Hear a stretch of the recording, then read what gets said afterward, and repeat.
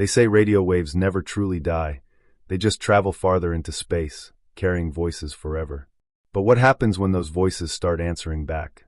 My friend Danny found out, and what he discovered made him realize something worse. He'd been answering them his whole life. Working at a radio station sounds glamorous, but the reality is brutal. Live shows run 24/7, which means someone has to be there at 3 a.m. when the city sleeps, alone with equipment that hums and clicks in the dark, surrounded by walls thick enough to swallow screams. Danny got hired as a night producer at one of the oldest radio stations in the city. The building was constructed in 1952, back when radio was everything. The main broadcast room still had the original soundproof walls, 3 feet thick, designed to keep the outside world completely silent. But Danny would soon learn they were never meant to keep things out. They were meant to keep something in. His job was simple: keep the equipment running from midnight to 6 a.m., cue pre-recorded segments, handle technical issues. Most nights, completely alone. The DJ would broadcast from a separate booth, and they'd only communicate through the intercom. On his third night, Danny was organizing the archive room in the basement, a windowless concrete box filled with reel-to-reel tapes dating back 70 years. The air down there tasted stale, metallic, like licking a battery. As he labeled boxes, his phone buzzed. A text from his sister. "Were you just calling me? Got 3 missed calls from you, but no voicemail." Danny stared at his phone. He hadn't called anyone. His call log showed nothing. He was about to reply when he heard it through the intercom, soft whispering, like multiple people having a conversation just out of range. The words were indistinct, but the tone was wrong. Urgent. Desperate. Almost hungry. He checked the board. The DJ's mic was off. The line was dead, but the whispering continued, and now he could make out fragments. "Finally alone. He can hear us now. Been waiting." His hands started trembling. Not fear exactly, but his body reacting before his brain understood. Cold sweat beaded on his forehead. The overhead fluorescent light flickered once, casting everything in sickly green before stabilizing. Danny thought it was interference. But when he checked the security footage later, he saw something that made his stomach drop. During those 3 minutes, he'd been standing perfectly still, staring at the wall, lips moving silently. The next week, Danny mentioned the incident to Marcus, the senior sound engineer who'd worked there for 15 years. Marcus's face drained of color. He grabbed Danny's arm, tight fingers digging in, and pulled him into the equipment closet. "What exactly did you hear?" Marcus's voice was barely a whisper. "Just voices. Through the intercom. Static, maybe." Marcus's grip tightened. "Did they say your name?" "No. I don't think. If they say your name, you leave. Immediately. You don't come back. Understand?" Before Danny could ask what he meant, Marcus let go and walked away, leaving Danny alone among the coiled cables and humming transformers. 2 nights later, 2:47 a.m. The DJ had just finished a segment and went silent for a commercial break. The building settled into that particular kind of quiet that feels like pressure against your eardrums. That's when Danny heard it again, louder now, clearer. But this time it came through the main broadcast monitor, the one showing what was going live to thousands of listeners. "Danny, Danny, Danny." His name, repeated in overlapping whispers, male and female voices layered on top of each other like a corrupted audio file. The scheduled commercial was still running. He could see it on the timer. But underneath it, bleeding through like ink through paper, those voices chanted his name. His heart slammed against his ribs. His mouth went dry, tongue sticking to the roof of his mouth. The room suddenly felt smaller, the walls leaning inward. He could smell something now, ozone like after a lightning strike mixed with something older. Decay. He looked at the monitor. The audio levels were spiking wildly, but the waveform wasn't random. It was forming a pattern. And as Danny stared, paralyzed, he realized the pattern looked like the silhouette of a person. Then another. Then dozens, overlapping, pressed together. "We've been calling you for years, Danny." His phone buzzed. Another text from his sister. "Seriously, stop calling me at 3 a.m. It's freaking me out. You just breathe and hang up." Danny's blood turned to ice. He hadn't touched his phone. It was sitting on the desk in front of him. He grabbed it with shaking hands, opened his call log. There they were, outgoing calls to his sister, to his mother, to his ex-girlfriend, to numbers he didn't recognize, all made in the last 2 weeks, all during his night shifts, all while he was alone in the station. He scrolled further back. The calls went back months, years, to times before he even worked here. The voices came through the speakers again, and this time they were laughing. Danny ran to the bathroom and threw up. When he looked in the mirror, his reflection smiled at him. But Danny wasn't smiling. Danny should have quit. Any rational person would have.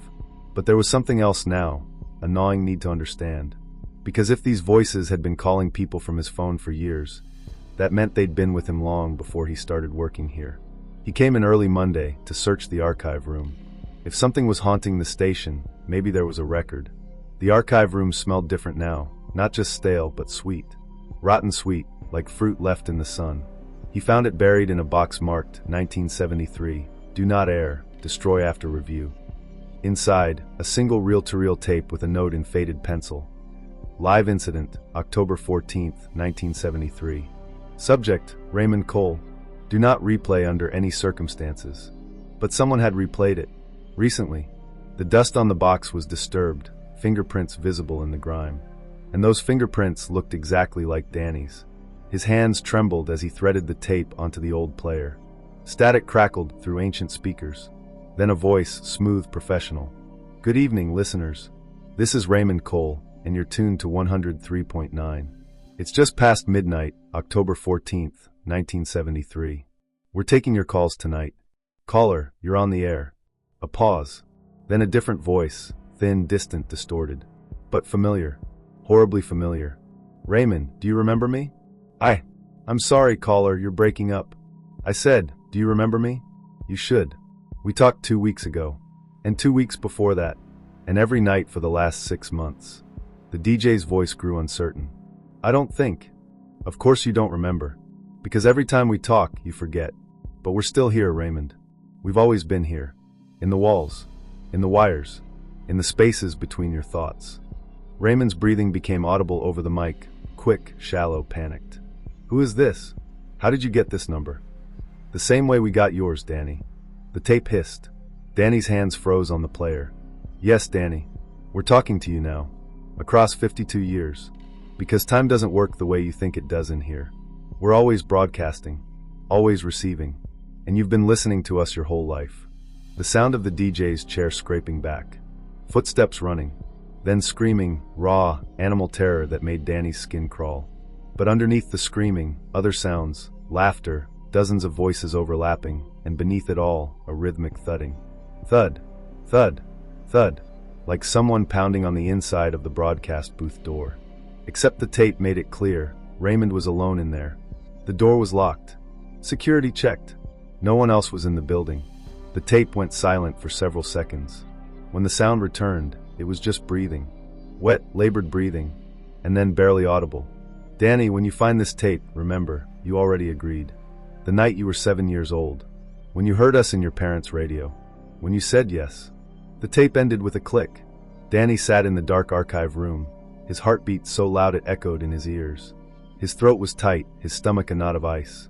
Because he remembered. He was 7. His bedroom.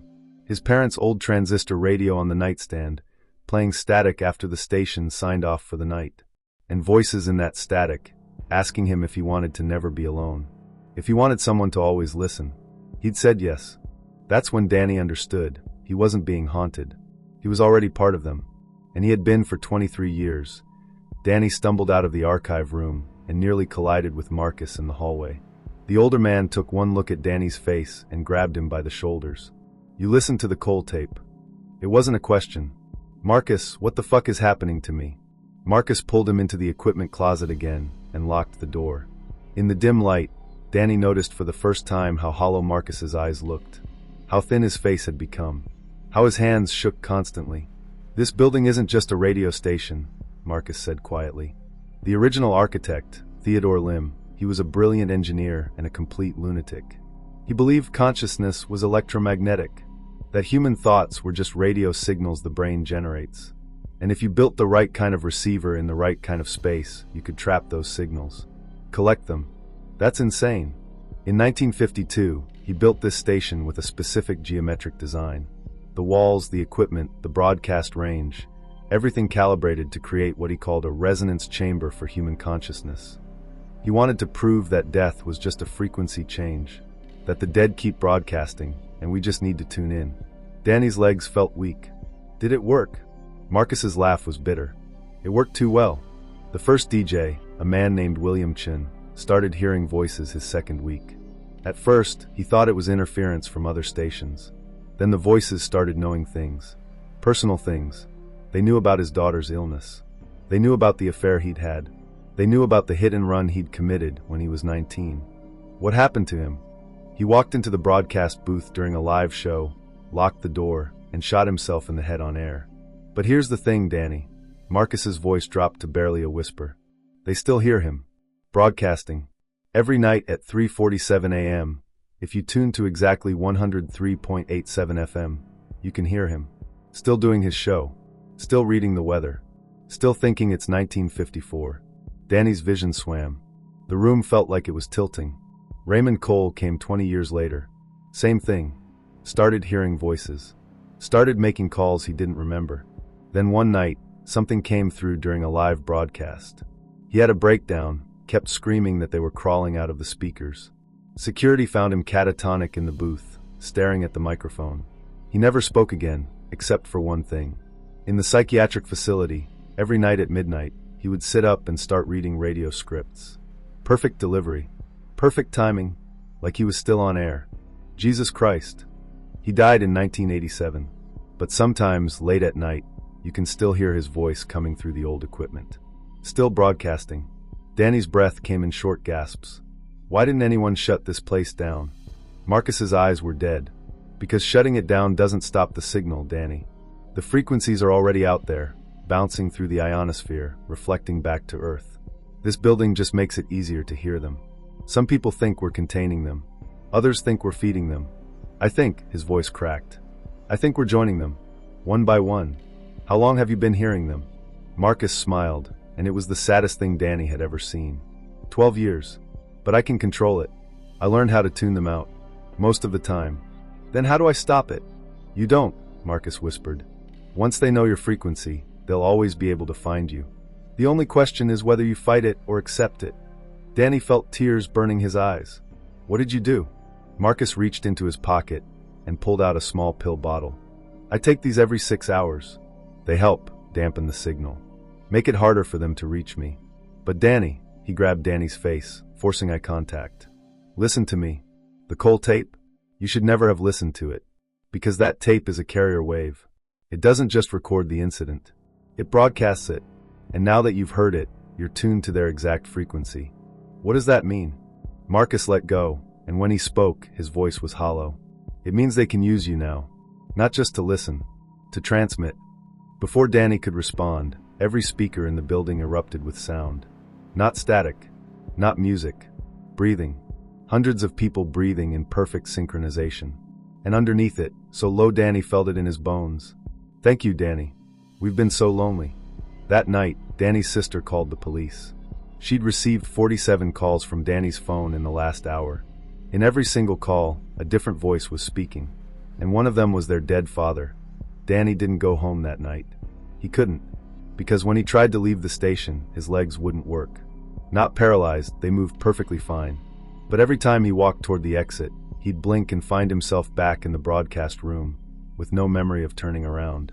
At 3:33 a.m., every screen in the station flickered. The monitors, the broadcast board, even the emergency exit signs, all displaying the same message in rapid, seizure-inducing pulses. Help US, help US, help US, help US. Then the fire alarm went off, not the normal alarm, but a low-frequency tone that vibrated through the walls, through Danny's chest, through his teeth. He tasted copper. Blood was trickling from his nose. He grabbed his walkie-talkie to call security, but instead of static, he heard them. Hundreds of voices overlapping. Let us out. We're still here. We never left. Please. Please. Please. And then, cutting through all of them, a voice Danny recognized, his father's voice clear as day. Danny, why didn't you come to my funeral? Danny's legs gave out. He collapsed against the wall, the walkie-talkie falling from his shaking hands. His father had died 3 years ago. Heart attack. Danny had been there. He'd given the eulogy. He'd watched them lower the casket. Danny, I called you. Every day for a month after I died. You never answered. Why didn't you answer? You're not real, Danny whispered, but his voice broke. You're not real. I'm as real as you are. Maybe more. because at least I know what I am now. Danny forced himself to stand and stumbled toward the broadcast booth. Rachel, the DJ, should have been there, but when he burst through the door, the booth was empty. Her headphones were on the desk, cable unplugged, swinging gently. Her coffee was still warm, but through the speakers he heard her voice. "Danny, they showed me something. About you. About what you really are. Where are you?" "I'm everywhere now. It's actually beautiful once you stop fighting. You can see everything, Danny. Every broadcast, every signal, every thought that's ever been transmitted. It's like being part of a song that never ends. Rachel, this isn't you. It's more me than I ever was. And soon, it'll be more you than you ever were." The lights went out. In the pitch-black booth, Danny felt something move past him. Not air, not a person, but a presence that pressed against his skin like static electricity. His hair stood on end. His teeth ached. The temperature dropped so fast he could see his breath, even though he couldn't see anything else. Then, in the darkness, something touched the back of his neck. Fingers. Ice-cold fingers. And a voice directly in his ear, speaking with his father's voice. "Danny, look at the mirror." When the lights flickered back on, Danny was standing in front of the broadcast booth's one-way mirror. And in the reflection, standing directly behind him, were dozens of figures. Translucent. Flickering like bad reception. But when he spun around, no one was there. His reflection smiled at him. He wasn't smiling. "We're always behind you, Danny. We always have been. Every reflective surface. Every dark window. Every screen you stare into. We're on the other side, watching. Waiting. Broadcasting." Danny's reflection reached up and pressed its palm against the glass from the inside. "Now it's your turn to join us." They found Rachel 6 hours later in the station's underground utility tunnels. She was alive, but when they asked her what happened, she just smiled and said, "I'm still on air." And she was right. At exactly 3:33 a.m., every radio in a 50-mile radius briefly tunes to a station that doesn't exist. And if you listen closely, you can hear Rachel's voice, reading the news from a broadcast that never ends. Vincent Teo arrived the next day. No one called him. He just showed up, carrying a worn leather bag and an expression of grim recognition. He was maybe 60, thin, with eyes that had seen too much and hands that trembled constantly, just like Marcus's. "You're Danny," he said. "Not a question. How did you? They told me you were ready." Vincent walked past him into the station. "I've been cleaning up Theodore Lim's mess for 30 years. Radio stations, TV studios, recording booths, anywhere he built his resonance chambers. This is the last one." Danny followed him. "Can you stop it? Can you get them out of my head?" Vincent stopped and turned. His face was utterly devoid of hope. "No." The word hit Danny like a physical blow. "But I can show you what they really are. And once you understand, you'll have a choice." Vincent led him down to the sub-basement, to a room Danny had never seen before. The door was hidden behind a false wall in the archive room, sealed with a padlock that looked older than the building itself. Inside was a space that shouldn't exist, a perfect cube, maybe 20 feet on each side, with walls covered in copper mesh and strange spiral patterns etched into every surface. In the center stood a chair with leather restraints, facing a wall covered in old broadcast equipment. Microphones, reel-to-reel players, oscilloscopes. "This was Theodore Lim's laboratory," Vincent said quietly, "where he conducted his experiments." Danny felt sick. "What kind of experiments?" Vincent walked to a filing cabinet and pulled out a folder. Inside were photographs, black and white, dated 1951 to 1952. The first photo showed a man strapped to the chair, electrodes attached to his head, wearing headphones. He looked terrified. The second photo, same man, same position. But something was wrong with his face. It was blurred, like a long exposure photograph of someone moving. Except he wasn't moving. The restraints were still tight. It was his face itself that seemed to be vibrating out of focus. The third photo, the chair was empty. The restraints were still fastened. The headphones were still in place. But hanging in the air where the man's head should be was something that made Danny's vision swim. A distortion in the photograph itself, like heat shimmer, but frozen. Theodore Lim believed consciousness was electromagnetic radiation, Vincent said. He wanted to prove that you could separate consciousness from the body using the right frequency. He tested his theory on 17 people. Homeless men, mostly. People no one would miss. What happened to them? Vincent pointed to the equipment on the wall. They're still here. Still conscious. Still aware. But no longer physical. He stripped them down to pure signal. And then he built this station on top of this room, using its architecture to amplify and contain what he'd created. A prison made of frequency. Danny stared at the photographs, his hands shaking. But they're not contained. They're calling people, making calls. They got Rachel. Because the prison is degrading. It was never meant to last this long. The containment field is breaking down. And as it breaks down, they're getting stronger, reaching further. Soon, they won't need the station at all. They'll be able to reach anyone, anywhere, through any device that receives a signal. Vincent's voice dropped to a whisper. They'll be able to reach everyone. Then destroy it. Burn this place to the ground. Destroying the station won't destroy them. They're not in the building anymore. They're in the signals. Millions of signals, bouncing through the ionosphere, transmitted and retransmitted billions of times. They're in cell phone towers, Wi-Fi routers, satellite dishes. Every device that sends or receives electromagnetic radiation is a potential host. Danny felt the room spinning. Then what the fuck am I supposed to do? Vincent set down the folder and looked at Danny with exhausted eyes. You have two choices. You can fight it. Take medication to dampen your neural frequencies. Avoid electronic devices. Never be alone in quiet spaces. Live in constant fear that one day, they'll find a crack in your defenses and pull you in. Or you accept the invitation you made when you were 7 years old. You stop fighting. You let them in completely. And you become part of the signal. That's not a choice. That's suicide. Is it? Vincent's expression was unreadable. They're not dead, Danny. They're transformed. Still conscious. Still aware. But freed from the limitations of flesh. They can be everywhere at once. Experience everything simultaneously. Never alone. Never afraid. Never dying because they're already beyond death. Danny's voice was barely a whisper. You're saying I should join them? I'm saying that's what Theodore Lim believed. That he was offering evolution, not torture. And maybe, Vincent's voice cracked. Maybe he was right. You don't believe that? Vincent pulled up his sleeve. His forearm was covered in scars, dozens of them precise, deliberate. I've been fighting them for 30 years, Danny. I've dampened the signal, insulated my home, taken every drug that might help. And every single night, I still hear them, calling, promising, showing me what I could become. He rolled his sleeve back down. Sometimes I think the ones who gave in are the lucky ones. Before Danny could respond, every piece of equipment in the room powered on simultaneously. The oscilloscopes showed waveforms that moved with terrible purpose. The reel-to-reel players began spinning, playing silence that somehow wasn't silent. And from every speaker, in perfect synchronization, a voice that was thousands of voices. Danny, it's time to choose.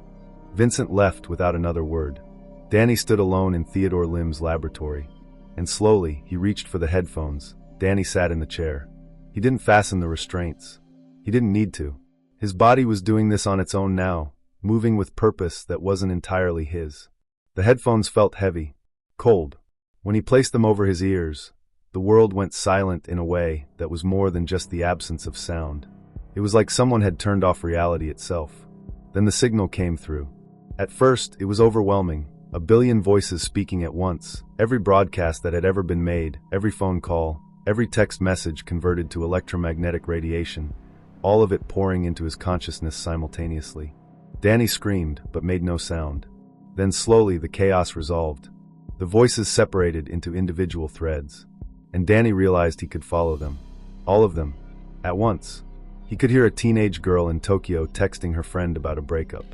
A truck driver in Germany listening to the radio in his cab. A woman in Brazil watching television. A man in Australia on a Zoom call. Thousands. Millions. Billions of signals. And Danny was experiencing all of them simultaneously. He could also hear the others, the ones who came before. The 17 men from Theodore Lim's experiments. Raymond Cole, still reading weather reports from 1973.